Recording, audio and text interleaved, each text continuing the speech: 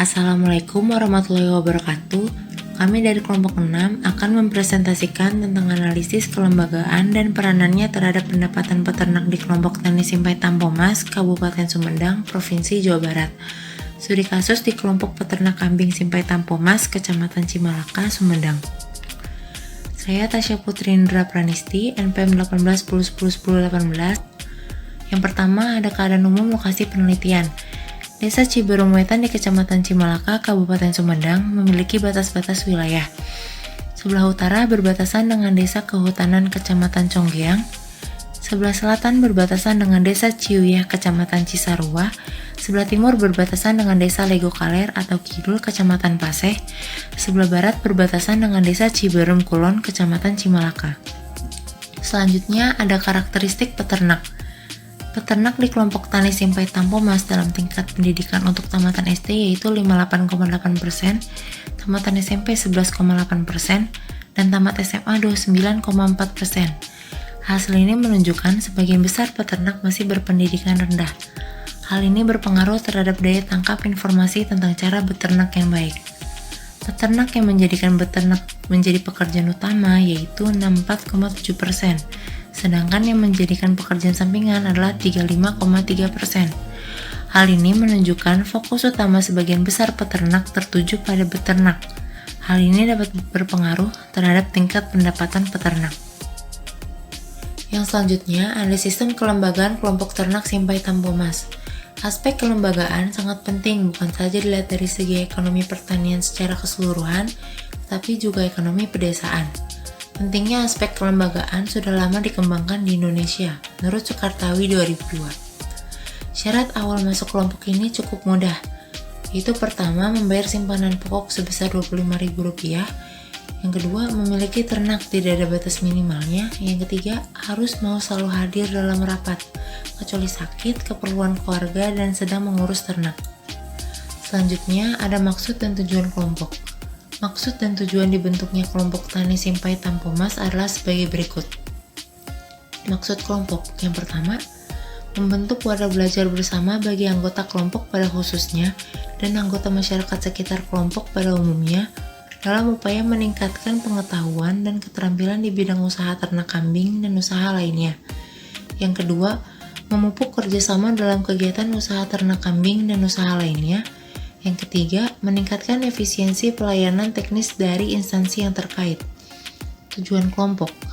Yang pertama, meningkatkan pendapatan dan kesejahteraan anggota kelompok pada khususnya dan anggota masyarakat sekitar pada umumnya. Yang kedua, menyerap tenaga kerja di wilayah kelompok. Yang ketiga, meningkatkan skala kepemilikan dan produksi ternak. Yang keempat, meningkatkan pengeluaran dan keterampilan anggota untuk memanfaatkan sisa usaha pertanian secara umum untuk menunjang usaha ternak kambing atau sebaliknya, memanfaatkan limbah peternakan untuk menunjang usaha budidaya pertanian lainnya. Dan yang kelima, membantu usaha pelestarian lingkungan hidup, yaitu dengan mereklamasi lahan galian C dengan pemanfaatan kotoran sebagai pupuk dan penanaman hijauan makanan ternak dan tanaman buah naga. Saya Siti Muawanah, NPM 18 10 10 10 58, akan melanjutkan pemaparan dari Tasya Putri. Selanjutnya yaitu peran kelompok program kerja kelompok tani Simpai Tampomas. Rencana kerja kelompok tani Simpai Tampomas dibagi menjadi 3, yaitu rencana kerja jangka pendek, rencana kerja jangka menengah, dan rencana kerja jangka panjang. Program kerja yang dibentuk tahun 2010 di kelompok tani Simpai Tampomas yaitu 1. Pembuatan rumah kompos sebanyak 1 unit. 2. Pembuatan air permukaan untuk peternakan dan kebun rumput. 3. Pembuatan dan rehabilitasi kandang ternak. 4. Pemindahan sekretariat dan saung pertemuan kelompok. 5. Perluasan kandang kawasan. 6. Penambahan perluasan 20 hektar kebun HMT. 7. Perluasan kebun buah naga seluas 25 hektar. 8. Penambahan 450 ekor bibit ternak kambing BE. 9. Regenerasi kepengurusan kelompok. Dan yang ke-10, pengelolaan pemasaran. Kemudian yang selanjutnya, analisis kinerja kelembagaan kelompok tani. Di sini terdapat tabel skala skor penilaian efektivitas, Hasil yang didapat menunjukkan bahwa kinerja kelembagaan menurut para responden dinilai cukup efektif. Hal ini ditunjukkan pada tabel 1, yaitu nilai keefektifan lembaga yang mencapai 390.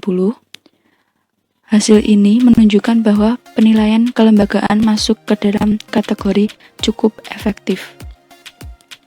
Hal ini menunjukkan kinerja dari kelompok Tani Simpai Tampomas dinilai cukup efektif dalam peranannya dalam membantu pelaksanaan budidaya ternak kambing para anggotanya.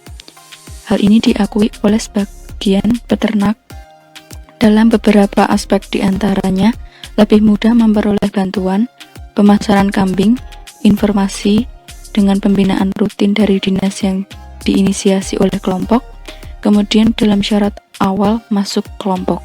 Yang selanjutnya, analisis pendapatan peternak. Pendapatan usaha tani diperoleh dari selisih antara penerimaan total dengan biaya total, sehingga keuntungan yang didapat dari seorang petani dapat ditentukan dari besar atau kecilnya biaya yang dikeluarkan dan penerimaan yang didapat.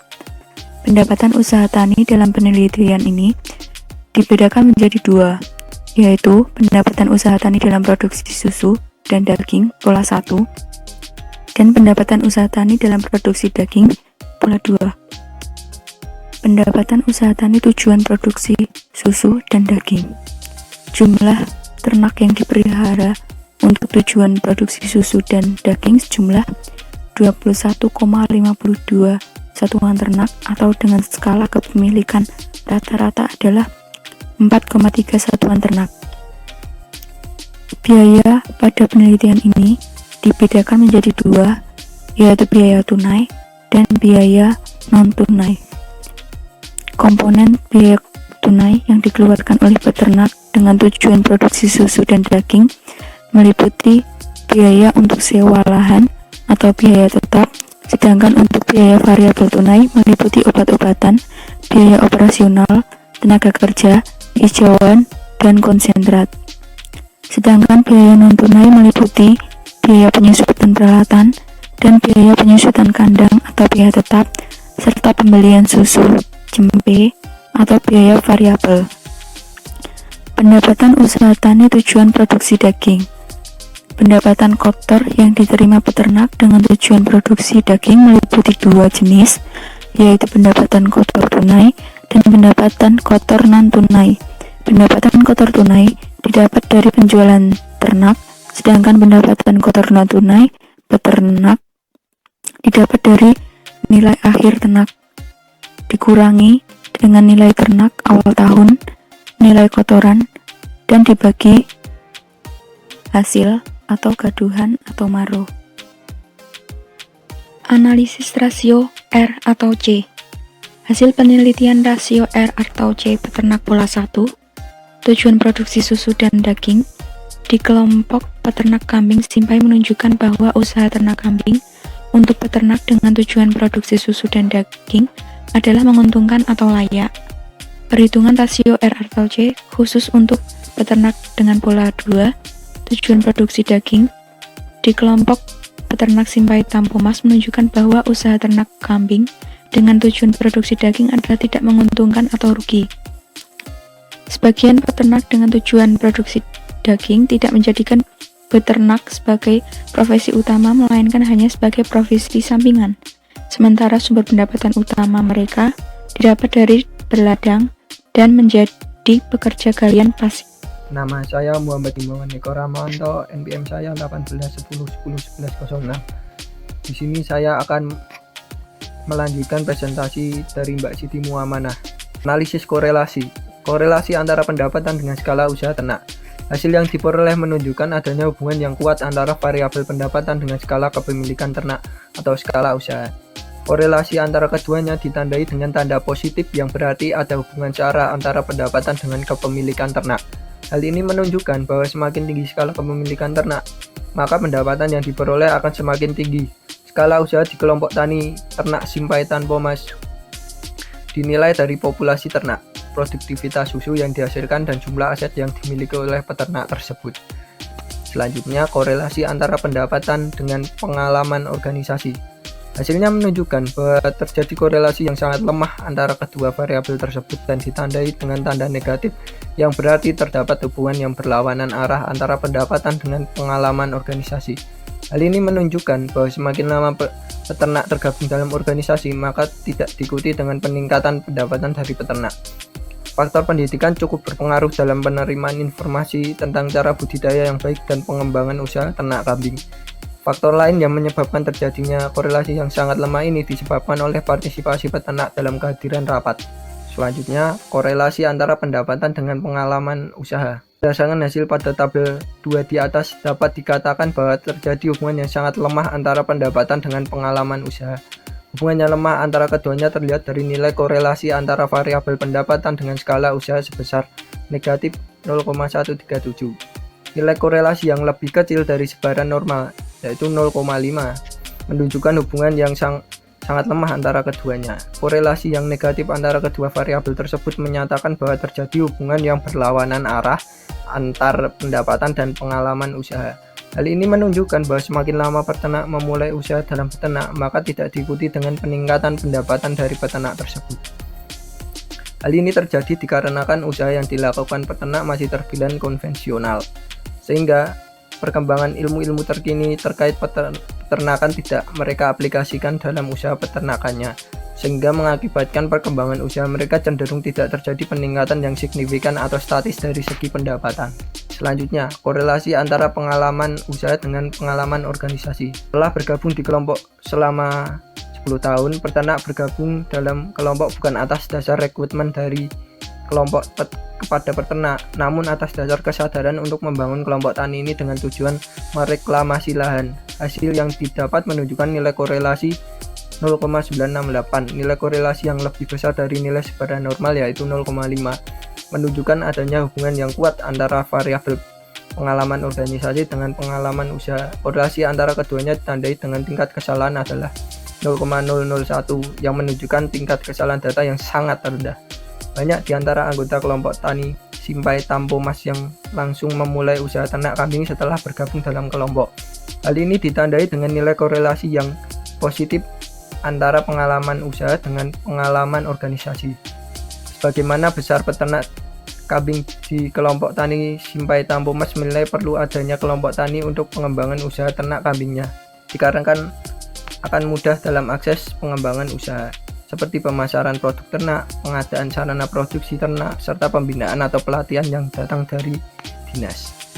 Untuk data tentang korelasi pengalaman usaha dan pengalaman organisasi bisa dilihat di slide sebelumnya itu loh, data tabel 2. Korelasi antara skala usaha dengan pengalaman organisasi. Hasil yang didapat menunjukkan bahwa tidak terjadi hubungan antara pengalaman organisasi dengan skala usaha. Nilai korelasi yang ditunjukkan adalah negatif 0,279. Nilai korelasi yang lebih kecil dari sebaran normal, yaitu 0,5, menunjukkan hubungan yang sangat lemah antara keduanya.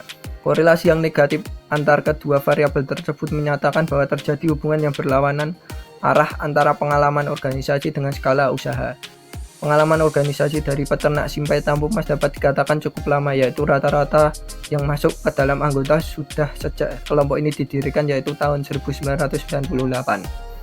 Hasil yang menunjukkan tidak adanya keterkaitan atau hubungan antara pengalaman organisasi dengan skala usaha adalah kurangnya daya serap informasi keterkinian seputar budidaya, pemasaran, dan penggunaan teknologi peternakan. Data korelasinya juga bisa dilihat di tabel 2 yang di sebelumnya. Kesimpulan 1. Sistem kelembagaan kelompok Simpai Tampo Mas sudah memiliki struktur organisasi dan job description pengurus, namun aturan yang ada belum diterapkan secara baik. Selain itu, belum tersedia ADART. Yang kedua, peran kelompok tani cukup aktif dalam sebaran informasi berupa bantuan, pinjaman, penyediaan hijauan makanan ternak, sampronak, dan pemasaran ternak serta susu sudah cukup lancar. Yang ketiga, pendapatan bersih peternak kambing tujuan produksi susu dan daging relatif lebih tinggi dibandingkan peternak dengan tujuan produksi daging, karena didukung antara lain oleh peran kelompok dalam upaya pemasaran ternak dan susu yang dihasilkan. Sekian presentasi dari kelompok kami, kurang lebihnya saya mohon maaf. Wali taufik walidayah. Wassalamualaikum warahmatullahi wabarakatuh.